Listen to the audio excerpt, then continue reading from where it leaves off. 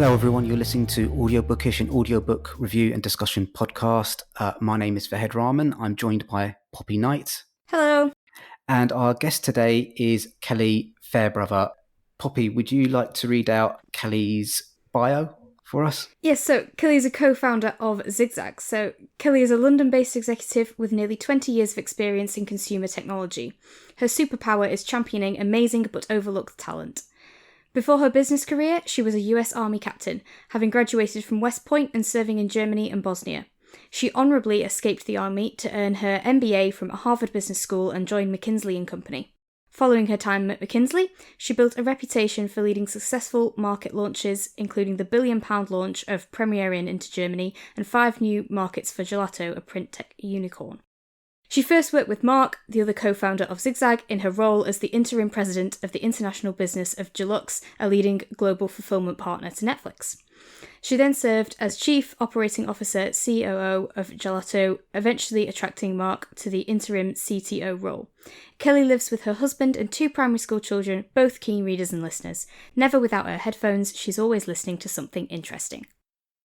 And I'll tell you a little bit about XigXag. So XigXag is shaping the future of books to make reading more accessible, more engaging, easier, and more sustainable. Their co-founders set out in 2019 to revolutionize and democratize reading, and they've built the most advanced content platform in the industry. Their AI-enabled tech integrates human voice narrated audiobooks, ebooks in an exclusive new format, which they call XBooks. So for the first time, users can access audiobooks and ebooks in a single format without paying twice. So first of all, thank you for joining us today. How's your kind of Jubilee bank holiday weekend kind of shaping up? Well, thanks very much for having me. Yeah, no, at least the sun is shining. So I think that's a great start. Yeah. So just, want to start off with asking a few questions about the app and what the origins for that was and what you kind of like see, how you'd like the app to kind of shape the future of like publishing in the future. For not too heavy or big a question to start off with. So we started, I started into audiobooks in the late 90s, actually, like really early on a recommendation from a friend. And I was living in Germany. There were no global content platforms at the time, so it was really my only source of English language entertainment. And then I moved back to the States, and this was just around the time of .com and the rise of the internet. So there was no shortage of content for me to listen to, and I stopped listening. And again, fast forward 20 years later, and I was working for a boss who would regularly challenge us to read all of these business books and come back to him and tell us what we thought of them. And the secret to survival in that business was audiobooks. Yeah. To come back after 20 years away, I was just really surprised by how little had moved on. And I was sitting on the tube listening to Hans Rosling's Factfulness, which is one of my books that I would be happy to talk about today.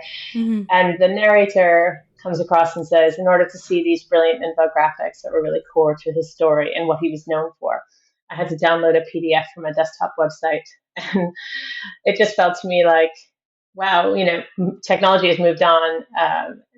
Digital experiences are so exceptional these days. This is 2018. And it just felt like audiobooks had been kind of left behind and maybe a bit neglected. And so I'd reach out to my co-founder, who's a digital media tech genius, and said, "Hey, I've got this crazy idea. Are you up for it?" And thankfully he was. Amazing. That's fab. And I was sort of, wanting to know a bit more about how you got into audiobooks. So that's interesting to know how you'd said that. And I think a lot of people do get into it from that sort of necessity to get through stuff. That like you say, I think a lot of students quite like audio for that accessibility of being able to more quickly power through the content and stuff like that. So that's interesting. Do you remember that first one that you listened to? It was The Reader by it was actually by a German author, I think, Bernhard Schlink. I think I might get that wrong, and I'm sorry if I did. But it was this mesmerizing tale of of actually having somebody read to you. And so it was Yeah. kind of also ironic that I was listening to it on an audiobook. It was my first experience of it. Yeah. That's great. It's been kind of like quite a big 6 months for XigXag. You're kind of like making news by making the Tech Nation 4.0 Rising Stars list. What was that like being mentioned on that list? Yeah, I mean, we're really grateful to just get the shout out. It's really hard, obviously, to to build awareness when you're such a small company and you're taking on a big, massive 800-pound gorilla, as we'd say. So yeah, we've had a great run of 6 months, and yeah, long may it continue. Yeah, definitely. And that's one of the things that we were wanting to ask about, was how the fact that the audiobook market is, very much dominated by some big players. How do you find that experience, and what do you say to kind of, I guess the average listener as to what makes XigXag stand out? What's the difference? What's it offering that other places aren't? I mean, we know, but tell our listeners how you see it and kind of that mission and things. Yeah, it is a bit, we think that because of the way the industry has been structured, that there's really no incentive to innovate. They have set a price model that's actually quite inflexible. Honestly, the experience hasn't really moved on in 20 years. You're still, in the way that we put it is, you still can't see illustrations. You still can't look up words you don't understand. You can't search in an audiobook. And those feel like pretty basic digital media experiences in this day and age. And so, we try to solve that. So we think we've got an exceptional experience. We integrate where we can. Again, there's always a kind of complexity of rights. We take the human voice narrated audiobook and we index it to the ebook, and then you create this richer experience for people to enjoy. So you've paid for the book. Why shouldn't you see the illustrations? Well, with XigXag, you can see the illustrations. You can look up words you don't understand. You can search if there's a concept or a character that's introduced in one place and it's been a while since you were listening. Yes. Have a little search and just refresh your memory without having to go back and re-listen. And so again, it's, for people like me, it's about efficiency of consumption, and that is something that's important to me. But it's been really interesting as we have rolled out how, there are other communities that are really not well served by this segregation of formats, and a lot of people with difficulties in learning, special education needs, dyslexia, and actually parents coming to us and telling us that what we're providing is like the first solution for independent reading and enjoyment of books for young kids. And that is obviously a joy to us. And the last bit I would say is we just also tried to challenge this idea that you have to subscribe to a one per month to get a good price, because we just feel like, well, I don't know about you, but I don't read linearly. There are times when I binge and there are times when I don't have time. So really trying to encourage people to, to buy when they have the time and when they're ready, rather than, forcing people to pay when they don't have time to listen. So that's kind of that's what we think we're doing differently. And it's daunting. I mean, taking on Amazon is, as you can imagine, a bit daunting, but it's also really fun. And we feel like because we don't have this legacy of ebooks or physical books, we're probably the only people that can probably drive that change. No, that's brilliant. That's really, really interesting. And definitely shows what sets it apart, and brilliant to have that vision of exactly what you're wanting to innovate and all that stuff. That's great. I was interested from what you said there. Obviously, I'm aware you might not be able to share the ins and outs of specific details, but how on earth do you go about kind of securing rights to things as a new emerging company with, presumably lots of other people fighting over that and the right to do that and stuff? How on earth does that work? How do you even jump on that ladder? You have to one, you do it. And we were just kind of blind when we first started reaching out, and we really didn't understand the industry. And then we got somebody on board who is a former exec of one of the publishing companies.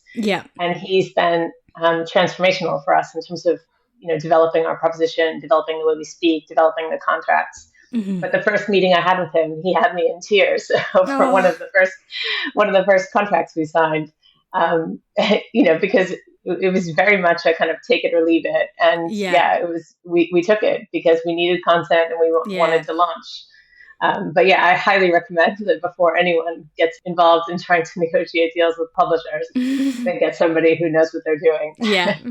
Yeah, it's solid advice. In publishing, it kind of be notoriously opaque when it comes to understanding rights and stuff like that. I just want to ask one more quick question before we head on to start talking about your favorite audiobooks.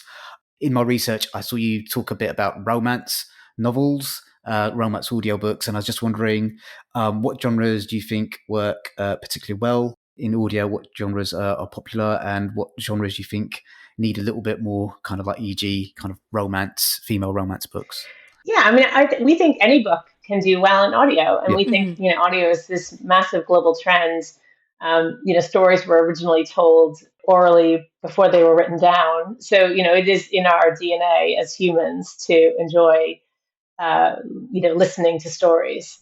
And I would say the only constraints that we see today is, only a minority of content being made into audio, which we think is also a shame. And then some of that is also driven by the limitations of the format. So, for example, Poppy, you mentioned academic content. Why is not more academic content made into audio? And wouldn't it be great if you were a student that wanted to take your textbook to the gym or on a walk, and then still be able to kind of switch back to the reading experience? And so that's and look at the diagrams and things. Yeah, exactly. Yeah, and heavy nonfiction. So nonfiction with heavy graphical elements. That's something that's never really made it into audio. And so we're just trying to say, well, if you just drive a little bit of innovation in both the contracting side as well as the technology side, you can create these richer experiences that unlock the ability of people to access content on audio. Because as I said, if it wasn't an audio, I wasn't going to listen to it. and that's, I'm not going to read it. It's a challenge for people who are busy, I think. But we love romance. We love crime. These are, I think, the sort of broad categories that you see that are popular these days are categories that we also are doing well in. That's great. It's kind of interesting you bringing up the point about academics. One of our previous guests, Imran, he's a doctor, and he talked a lot about how helpful it would have been as a medical student to be able to read, to listen to some of those medical textbooks, or while he was working out or on the way to lectures, and that sort of thing. So I think it's definitely it's a real shame that no one's been able to kind of like go towards that direction. Yeah, and I think the challenge is that, again, you have to have a market in order to make the investment. And so I think one challenge is, how do you create lower cost opportunities for production to happen to enable more content to be made? And, there's a shortage of production capacity in the UK for audio content. So it's, there are multiple systemic issues that will probably need to be solved over time before that happens. But we're kind of up for it. And we'd love to make it happen. There's just, it's baby steps, and we've got a lot to do, and it'll take us a while, I think. That sounds great. So let's talk about your 5 favorite audiobooks. What's the first one on your list? I think I had Alchemy by Rory Sutherland. Yeah, so I've not heard of that. What is that about? Who narrated it? To tell us a little bit about it. Yes, so Rory Sutherland is this really, really charismatic character. He founded Ogilvy, the advertising agency, and he's really well known in that kind of advertising and marketing world. And he narrates the book himself, and he's sort of telling the story that we're all really irrational beings. Human beings are irrational. And that this whole movement towards everything being logical is actually kind of missing out on some of the magic that you get when you think about things from an outsider's perspective. And it's lovely because he reads it in his own voice, and he's kind of got this gravelly, almost Mad Men-esque kind of voice. And he also goes off script quite a lot, which you can imagine enriches the audiobook beyond the text. And so, absolutely love it. And I love the messages, and it makes you think differently about how certainly I, in my business career, have been steeped in this kind of everything must be logical mantra. And he's trying to free us from that in a really clever and engaging way. That's fascinating kind of logic should be like a tool, not like it should be a means to an end, not the end in itself. And you do need people that are kind of mavericks and risk takers and doing odd things to kind of create innovation, I think, as well. Yeah, that's kind of the point he makes, and all these just mad ideas. So he tells stories of if a charity is fundraising and they send something in an envelope to different customers or people they're trying to get donations from. If you send one in sort of more fancy paper, if you send one sort of claiming that the government will match their donation by 25%, you'd think the logic one is going to win, the logical one's going to win, but the logical one doesn't win. The one that is like fancy paper or the envelope going in at the other side, and it's all these kind of really irrational things that he has kind of seen in his career over, I would say, probably like a 40-year career in advertising, and so he's just trying to share that if you were looking at this logically, you would never try this experiment, and you'd be missing out on this insight that it's just fascinating, I think, and there's so many great stories from it, so I highly recommend it. Yeah, that does sound fascinating. And it sounds like one that I really should take a listen to, because I think I am naturally quite logical, and also I think try and fight those non-logical parts of me to try and pride myself on the logical bits. So I think, yeah, it might be nice to sort of, I guess, maybe liberate that side a little bit more and listen. That does sound good. And it made me think as well on what you'd said about him going off script. And so I work in audio, and obviously we try and make sure that all our audio is word for word, so that the listeners are getting the same experience, and also partly for rights reasons, like we discussed, about making sure it's unabridged and things like that. And just tying it back onto the XigXag stuff, how does that, I mean, it's not the most straightforward question, it's a rather open one of how does that work, but what's sort of your thoughts on it with, if stuff like that, if authors go off script, for example, when they're in the recording booth and decide they want to do something new with it that might not match the print version or the ebook version? Yeah, I mean, I think that is the magic of, the author telling their own story in their own voice. So we fully encourage it. Our tech is clever enough to figure it out. Yeah. And, for the most part, it's also referring to a PDF where we're trying to actually introduce an integrated illustration. So there'll be some time before we have this kind of one-to-one relationship between what's being said and what's being read. But for the most part, it's a 90% match. And in the 10%, there's a little bit of magic. Cool. Oh, no, I really like that. Yeah, I mean, just to build on the point that Poppy was making, I said the winner of the audiobook at the Book Awards this year was The Wizard of Once and Never, and there's a section towards the end of the book where David Tennant is narrating it, and it gets a little bit meta where he talks about the writer writing this line for the narrator to say that the narrator sort of thing. So it's kind of like those. I don't know if you've listened to it all, but it's just no. But I heard you guys talking about this in I listened to that episode. Oh, so thank you. It's so funny, and you were trying not to spoil anything. Yeah. At the same time, yeah. So, but no, I completely agree. It's like it is another level of freedom, of artistic freedom, that I feel like we should totally embrace. But. Yeah, the way he's talking about a book, it kind of also reminds me of like one of my favorite books that I listened to last year, which was the Icarus Deception by Seth Godin, and he talks about not being constrained by limits and reaching higher, not kind of like going for the lower ground as well. So, what's the next book on your list? So the next one is Hans Rosling's Factfulness, and I was debating, because I've mentioned that because it is our founding story. I really was sitting on the tube listening to this narration. But it also is the brilliance of if you can bring these two things together, and we haven't yet brought them together, but he uses images and imagery to shift people's perspectives on the world and to allow people to feel like things are not as bad as you think they are. And if you think they're really bad, nothing's going to get done. And I think it's a really interesting message. It's the same message in another one I just listened to called Enlightenment Now. And, if you spend too much time on Twitter or reading or listening to the news or watching the news, you can, get a bit depressed about the plight of humanity. Yeah. And to find these little magical stories that just, yes, it's, there's still pockets of badness, absolutely. But if you look at it back on a trend over the past 200 years, on almost every metric, you would struggle to say that we're not better off.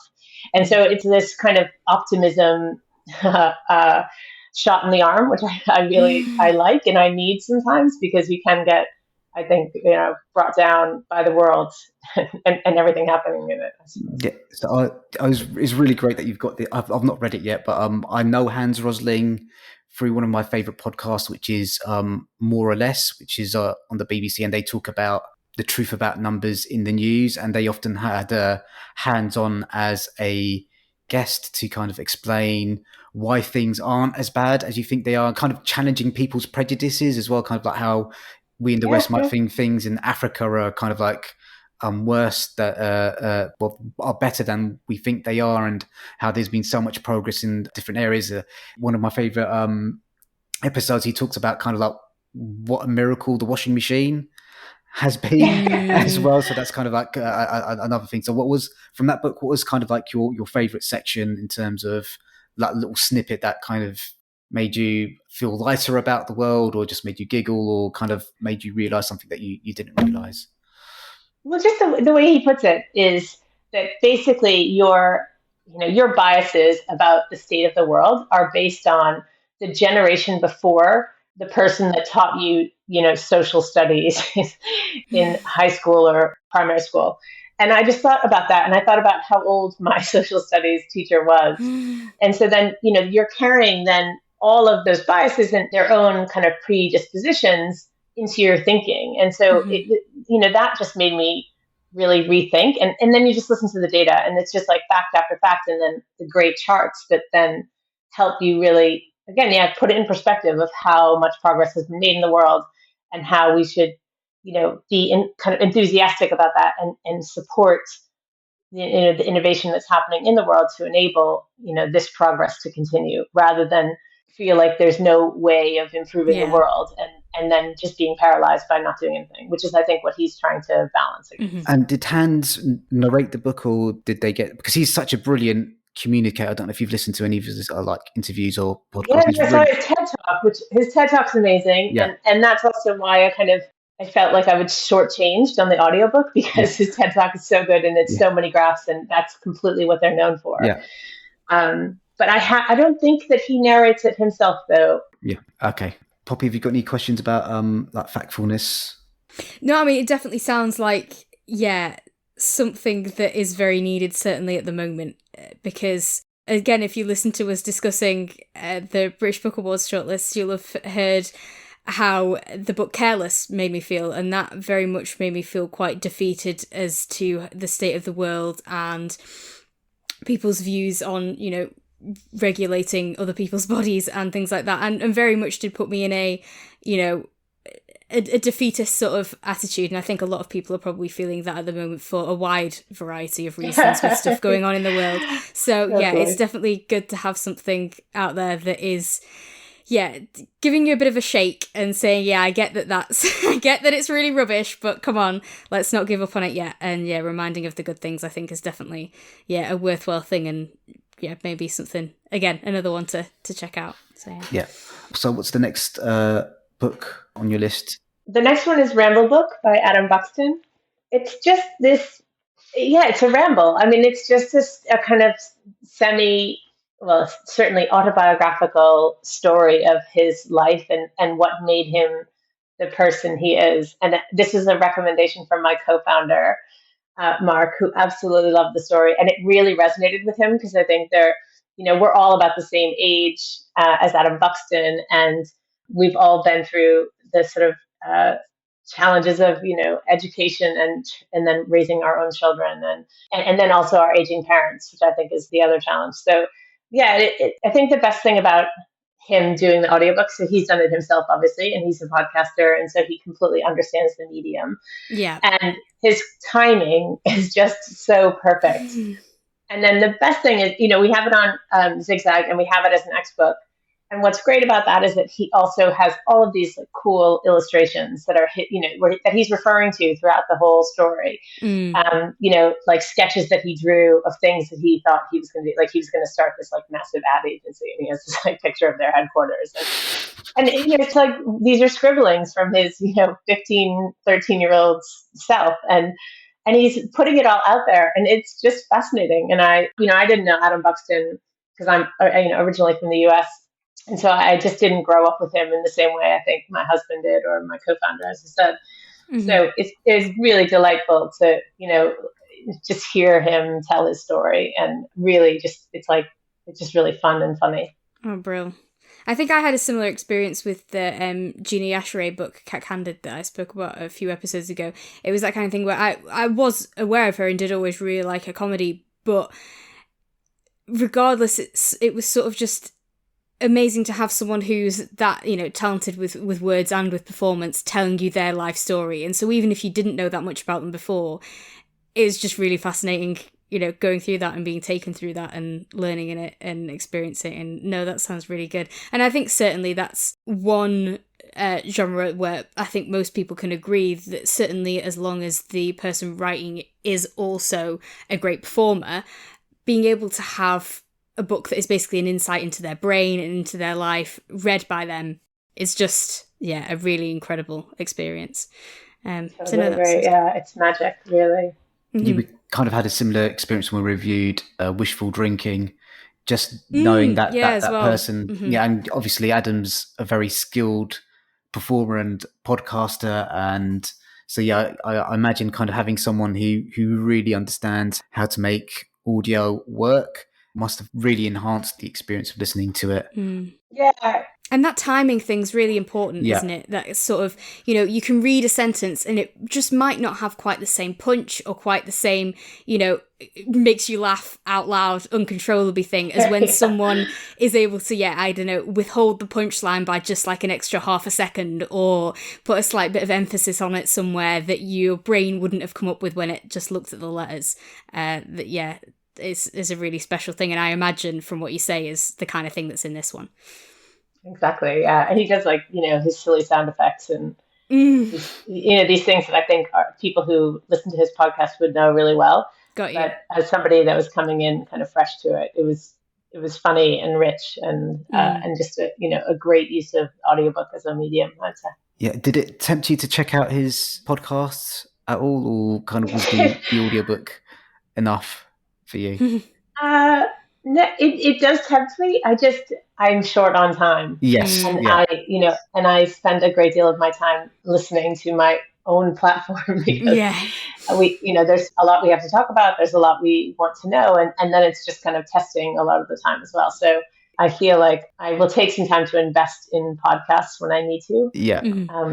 Preparing for this, for example. So kind of thank you. Does working in audio kind of, how does that affect kind of your enjoyment of listening audio for pleasure in terms of, because you just mentioned there you're listening a lot, trying to, different features out and stuff like that. Does it sour that experience at all? No, not at all. No, I just feel like, I found this thing that I really love doing. That is my job. And that, kind of alignment, you don't get all the time. And, it's taken me quite a long time in my career to get there. But I still love it. And I love listening and learning. And that's why I think my list is probably more biased to nonfiction. That's probably more where I spend my time. But no, it hasn't soured at all. And long may that continue, I would say. Yeah, that's really, really important. Because, all right, so me and Poppy are slightly split on this. What speed do you tend to listen to your books on? Oh, this is like a very personal question. We get all the facts here, we'll expose everyone. So I am probably a 1.5x listener. Okay. Yeah. Okay. And it depends on the book. So I think there are certain books that feel a bit slow to me. So I can go to like 1.75. If I'm re-listening to something, I can go to 2.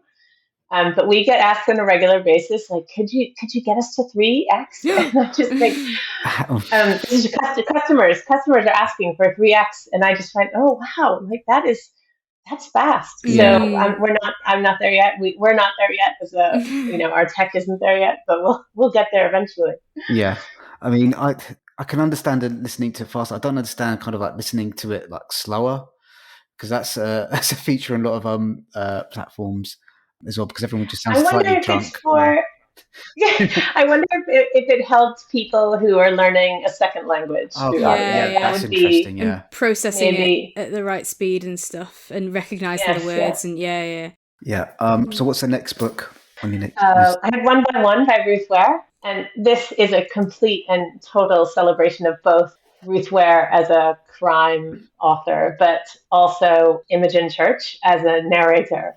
Because, so the premise is it's a startup, and they are, classic smug startup who have gone off to some alpine retreat.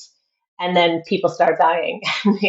And sorry, I don't mean to laugh at that point, but it was, it's a kind of, it is a playful take on, this smug seriousness of startup world, which is what I think attracted us all as a team. Like we were all listening to it around the same time.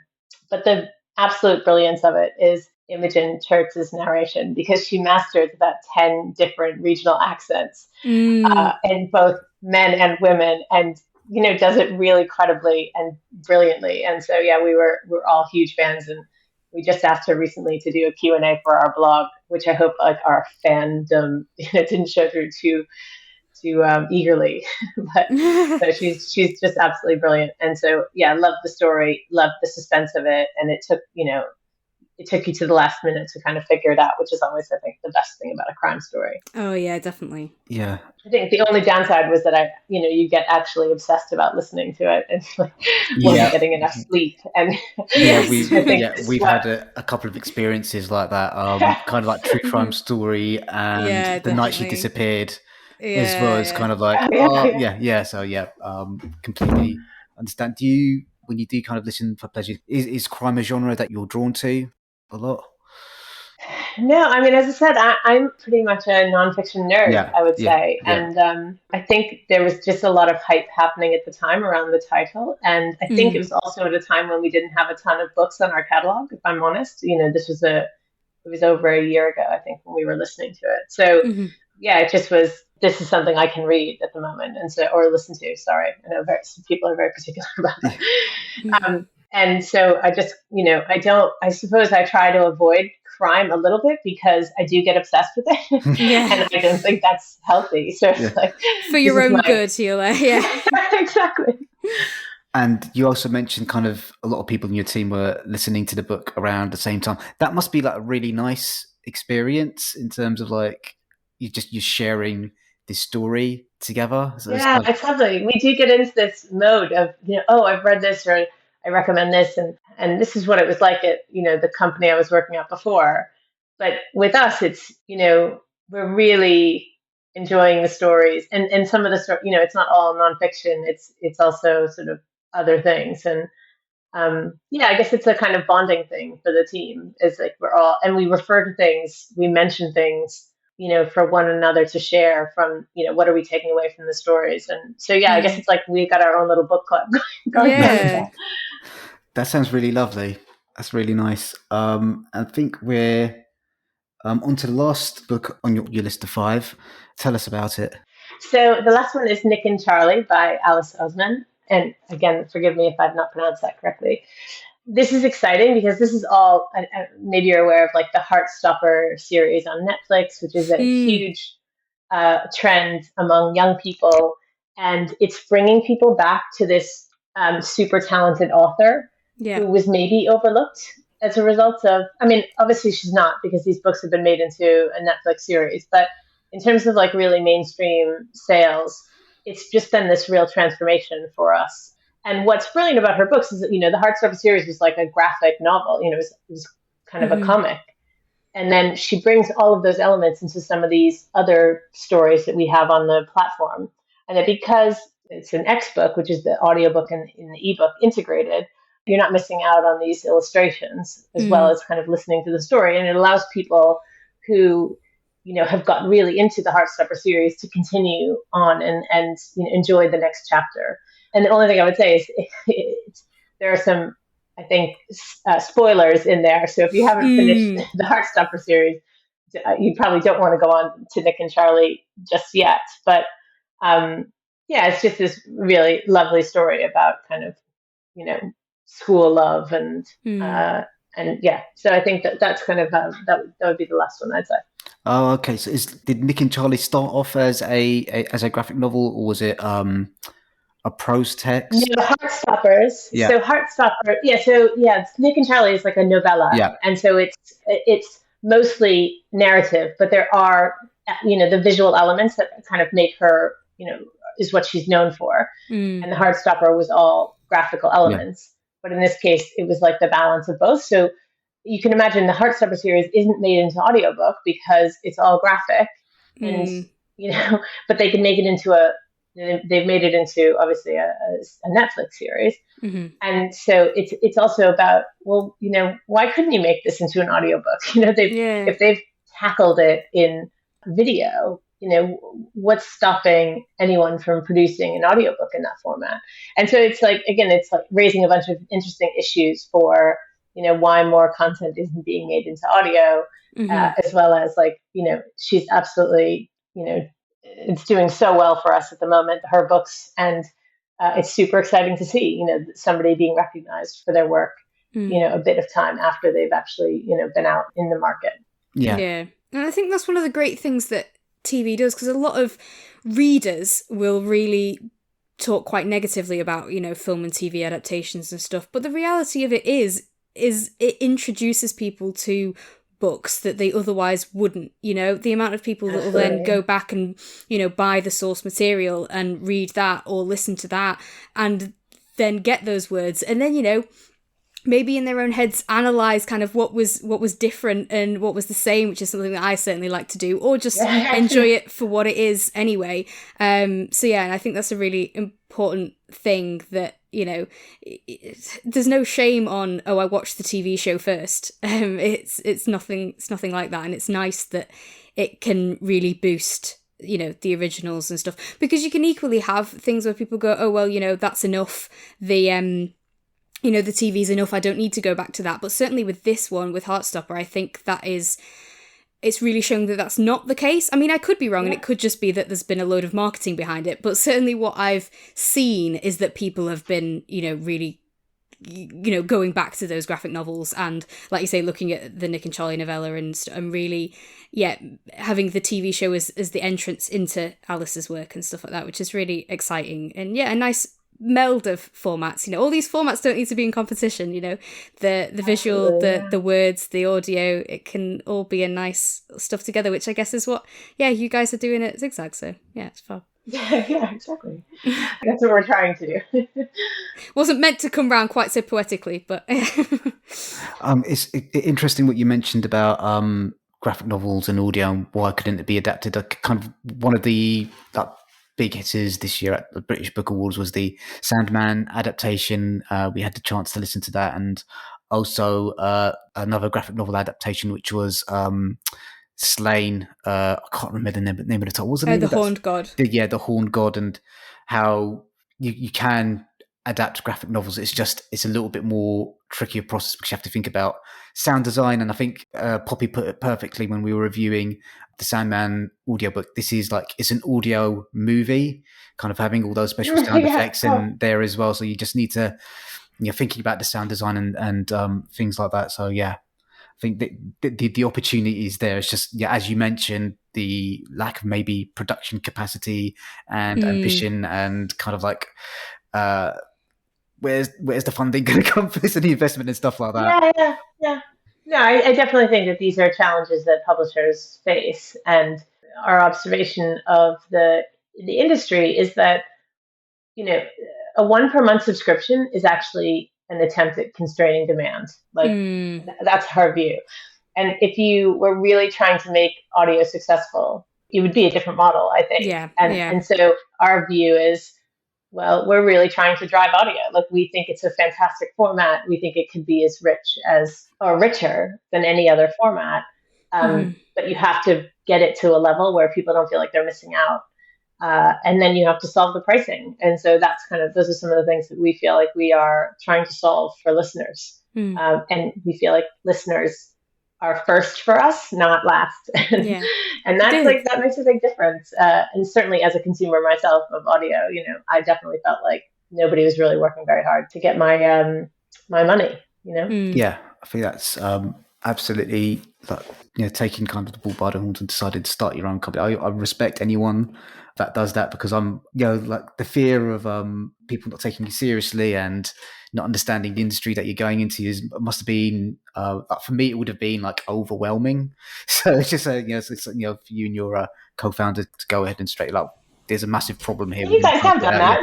You started a podcast. Like that's your own thing. Like, that's pretty brave, I would say. So yeah, I think really it's awesome what you guys are doing. I love seeing you guys up at the Bookseller Awards, and that you were sponsoring audio, and it was just it feels like we should keep in touch, I guess. Definitely. In terms of our aligned incentives. Yeah, exactly. So we just got a few questions to finish off with. So we've kind of touched on this a little bit, but what do you think the next big trends and innovations are around a corner in audio that we should be kind of like keeping our eyes out for? And if there's any kind of like secrets that you can spill about features that are coming to XigXag as well. Yeah. So, I think on audio generally, we think that we're driving the innovation. And so I don't know that anything is going to change from within without sort of companies like us coming in and trying to shake it up a bit. Mm-hmm. But we are excited that we're going to be launching some more social features and more community features for our users, because we really believe that algorithms are stupid in terms of recommending you the next book that you're going to enjoy. But your friends are very good at this. And so if you can create those connections between users on the platform that says, oh, here's my recommendation for what you should listen to next, you really help people make that next solution. And so we'd love at some point to have an audiobookish list that you guys are recommending that we put on and that people can search for and find. So we're thinking about social lists, and then the ability to import lists and to sort of work through different lists, and also co-curate lists. So, and it's just scratching the surface. We do think that there's so much more social you can build into the experience that we've started with, that will, really help people. As we say this at the beginning, but we're really trying to make reading more accessible, more engaging, easier, and more sustainable. And I think that's part of the engaging bit. That's great. Yeah, no, that's great. And I really like as well how I think a lot of people, when they think about technological advancements, is that they think about everything being automated, and they think about everything being AI, and they think that that's what being more technological is. But actually, what you've described there is using technology to innovate things, like literally how you can make the format work, and the multiple formats work, and use tech in that way. And then equally using tech to, as some might say, go back a step to sort of, you're just talking face to face to people of, oh, well, what would you recommend? And bringing that human back into it. And I guess that technology advancements don't mean removing the human from it, which I think is a really nice balance. Kind of the entire thing about why like TikTok books blow up is that a recommendation coming from someone that you like. And that's incredibly powerful. Yeah, so exactly. Yeah. Mm-hmm. Yeah. I mean, how many times have you been shopping for something and you've bought something, and then the next advertisement that's being served up to you is the thing you just paid for? But humans are just much more. If you can keep the human touch, you get the power of the judgment and those the connections that you have. And we just think it's so much more powerful than the computers on their own. Yeah, which is definitely another reason why I do all my shopping in incognito mode. Get rid of those cookies. Poppy, have you got any questions you'd like to ask her before I jump in? I have one little question that has come to my brain with what we've been talking about here. The fact that obviously the great thing about the Xbooks is the matching the audio with the the printed text and stuff like that. And obviously, one of the things that is great about audio is the fact that it does provide access to people who, can't access the written word for various reasons, largely kind of sight impairments, but also, you've touched on, difficulties with reading kind of in a dyslexia way or learning new languages and stuff like that.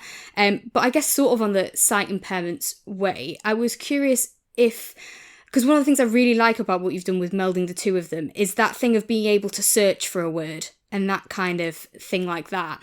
And I didn't know if it was something that is kind of maybe within your app or something that where your app can be compatible with other solutions out there for sort of so that people who will access just the audio part can also still do the searching, if you get what I mean. Yeah. So yeah, is that something that is part of the app already? Is that something that you're kind of maybe working on in the future? How does it sort of sit? Yes, it's a great question. And again, when we started on our journey, we didn't really think about, and this is terrible to say, but we were thinking about, proficient readers needing a solution that wasn't Amazon. Got you, What we were surprised by was how early on when we were marketing, the voices from the visually impaired community that were telling us, one, our app needed to be better and more accessible. Yeah. And two, which is, it's obvious now, but at the time it was, we were just starting out and it was really great. It was a perfect challenge for us because it did make us think, wow, this entire community of people who we felt was probably served particularly, they must be served well by somebody, Amazon must be serving somebody well.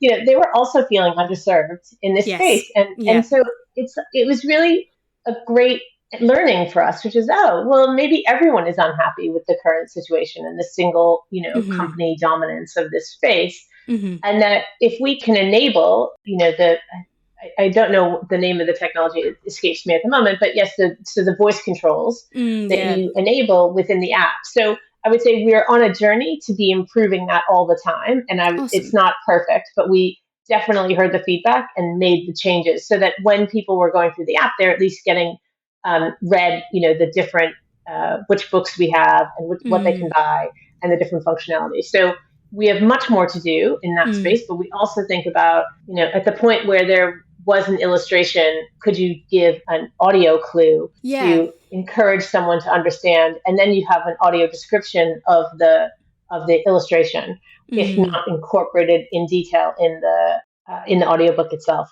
And so, we absolutely think it's something we need to do better at. But we're on a journey largely because of some great engagement early on from the visually impaired community, which was really helpful. Brilliant. Yeah, that's really good to know that, stuff like that is in the works. And sounds fab. Awesome. Thank you. So just 3 more questions. So what should we be listening to next? Oh, that's a good one. I mentioned factfulness is something I really enjoyed, but Enlightenment Now is maybe a up-to-date version of that in the sense like it's been published in the last 2 years, probably pre-pandemic, so it's not completely up to date, but and it's that kind of hope for the future. Science is good. Let's not throw out all of the progress we've made, even though we have some challenges that still remain. And so, anyone who's in need of a bit of the glass is half full, I can definitely recommend that one. So that was Enlightenment Now. Is that by Steven Pinker? Steven Pinker, yes. Sorry if I didn't say that. Okay. And what does success look like for you? It's a great question. We do say that we're trying to shape the future of books. So success for us is if we are making it easier for people to enjoy more books and using our technology to make that happen. And we have kind of, we're UK focused today, but we have ambitions to go global and to enable as many people as possible to enjoy more books and to have XigXag be a way in which people are enjoying books in the future. That's really lovely to have that vision to kind of have more people enjoying books in a way that is accessible to them. I think it's a nice thing. And kind of the last question that we put to, I think, all of our guests so far, is there anything that we haven't asked you about that we should have? Oh, I don't know. It's been quite a thorough interview. Okay. And I've really enjoyed it, actually. Good, I'm very glad. That's great. You did used to ask people about recommend a podcast. Is that right? I feel like yeah. I heard that. Yeah, if you want to recommend a podcast, we'd be up for that. Well, I guess the one that I think I used as my entry into podcasts was actually This American Life, which is obviously an American story, but it's not exclusively American. And they're just these really like mostly lovely stories about humanity, or these quirky, weird stories about humans. And it's just one of those things that it's like a comfort blanket for me to listen to. And I wish I had more time to enjoy the stories, but I have been through most of the backlist, I would say. So that would be my recommendation. Yeah. So my counter recommendation for you is This Is Love, and it's made by the same team that makes Serial, but it's very much really heartwarming stories about how love is this like transformational thing that can help people through really tough times. It can transform communities and lives, and help you go on these grand adventures that you're not expecting. So yeah, I think that's kind of like in a similar vein if you've kind of run out of American episodes too. Love it. Okay, great. Thank you. Okay. Kelli, thank you for taking the time out of your day to speak to us. It has been a huge pleasure to hear you kind of talk about your vision for audiobook and the audiobook format and the industry in future. Guys, this is the last episode in the current season. Both myself and Poppy need a little bit of a break. The last few weeks have been quite intense in terms of like production. So I just want to say thank you to Poppy for like working really hard and getting the episodes edited while working a full-time job. So we'll be back. I'm not too sure when, probably like early July, something like that. But yeah, we'll be taking a few weeks off to have a bit of a break. If you can please continue to support the podcast by leaving a review or rating wherever you find us, or leaving a tip for us in the tip jar. If you've got any comments, you can contact us on social media. Our handle is @audiobookishpod, or you can email @audiobookishpod@gmail.com. So let's say bye, guys. Bye. Bye. Bye. Thank you so much.